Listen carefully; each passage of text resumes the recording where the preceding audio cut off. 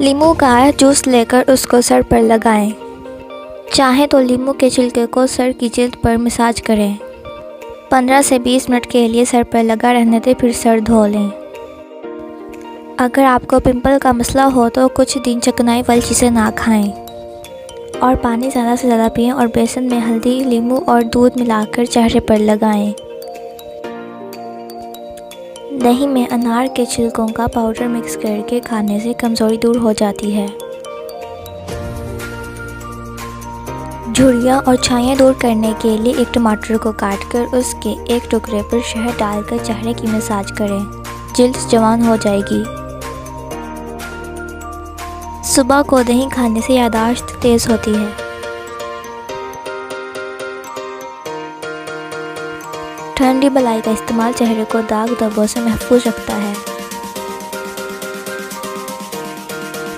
जो लोग कम पानी पीते हैं उनके गुर्दे जल्दी खराब हो जाते हैं। निहार मुँह अगर शहद और नींबू का रस नीम गर्म पानी में मिलाकर पिया जाए तो इससे वज़न बहुत तेज़ी से कम होता है और अफसाई चर्बी पिघल जाती है। पेट में दर्द हो तो पुदीने के पत्ते चबा लें। ज़्यादा खीरा खाने से बुढ़ापा जल्दी नहीं आता।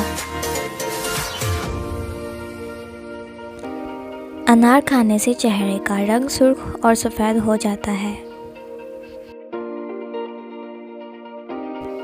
अगर कान में दर्द हो रही हो तो एक कतरा कलवंजी के तेल को नीम गर्म करके कान में डालें।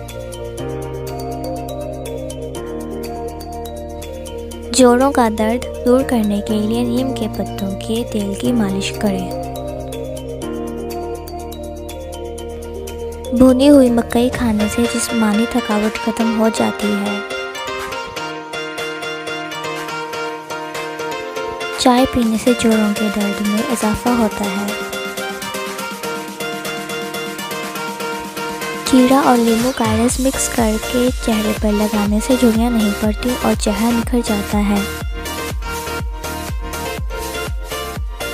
3 चम्मच अरके गुलाब में 1 चम्मच ग्लिसरीन मिलाकर चेहरे पर लगाएं।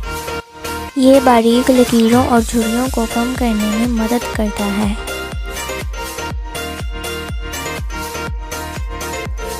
खाना खाने के बाद पानी पीने से मैदा निकारा हो जाता है।